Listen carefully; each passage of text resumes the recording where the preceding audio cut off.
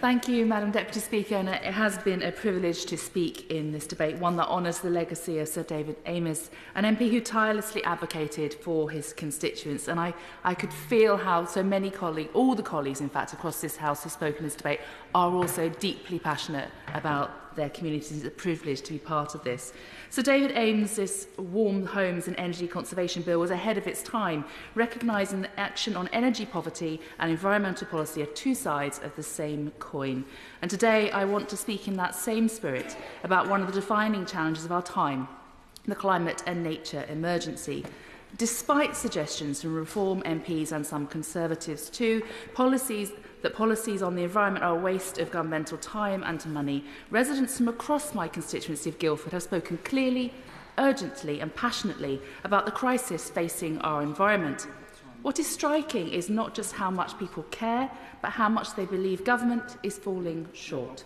65% of Surrey residents don't think the government is currently doing enough on climate and nature. Surrey County Council's own Resident Insight Unit polling shows that climate change and environmental policy consistently rank in the top 5 public concerns alongside healthcare and NHS privatisation.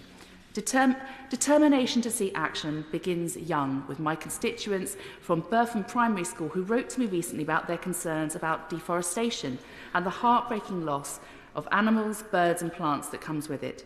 They understand that cutting down trees fuels global warming, destroys animal habitats and wipes out potential medicine solutions that could one day save human lives. Tormead School Eco Club wrote to me about the challenge of sewage pollution in our waterways, one of our country's most shameful current environmental failures. And although I welcome the pledge to halve sewage pollution by 2030, action is happening far too slowly, but we can collectively do better. Community action groups within my constituency, like Zero Carbon Guildford, are doing the kind of work we should be backing at a national level. Zero Carbon, working with water rangers and the Riverway Trust, regularly test our precious waterways to monitor sewage pollution. With nearly 500 residents trained in citizen science, 9 water testing hubs now active and a new community water lab opened in partnership with the University of Surrey in my constituency, this is proof that local people are not just waiting for change, they are making it. But they shouldn't have to do this alone. They tell me they want to see their government match their urgency. They want visible leadership on nature protection. They want tougher laws to stop sewage polluting our rivers. They want green spaces protected from poor planning decisions, and they want support to make their homes warmer and cheaper to run. On this point, we already know the evidence. Insulating and retrofitting homes could slash energy demand by the equivalent of 6 nuclear power stations. It could cut hospital bills by a quarter. It could save the NHS £1.5 billion a year and prevent nearly 10,000 deaths annually due to cold and damp housing. This isn't just an environmental policy, it's a health and a cost of living policy too. And so I say to colleagues across this House, if residents are this engaged, if school children are this active, what excuse do we not have to act with a level of urgency that matches theirs? I will end by highlighting one of the most visible ways we can lead, by supporting sustainable transport. Residents are asking for better, greener transport options. They want joined-up infrastructure that serves people, not just cars. That is why I'm pushing for a new train station in Guildford, and I'm calling for the government's support to make this happen.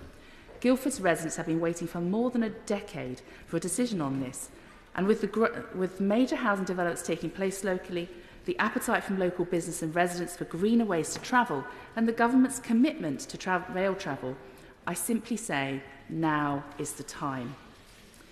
Let this summer recess not be a pause in our work, but a call to action for when we return. Let us deliver the cleaner air, safer streets and low-carbon transport systems that communities are calling for. Because if we don't act, we're not just failing future generations, we are failing this one. And I will just end by saying to all colleagues, I hope that we all have the restorative recess that I think we all need after for many of us, our first year in this place. I would also like to say an enormous thank you to all the staff across the House, whether they are working for us or they help to make this House function. Without them, we would not be able to serve our residents in the way that we do. So finally, I wish everyone a very good recess, and thank you, Madam Deputy Speaker.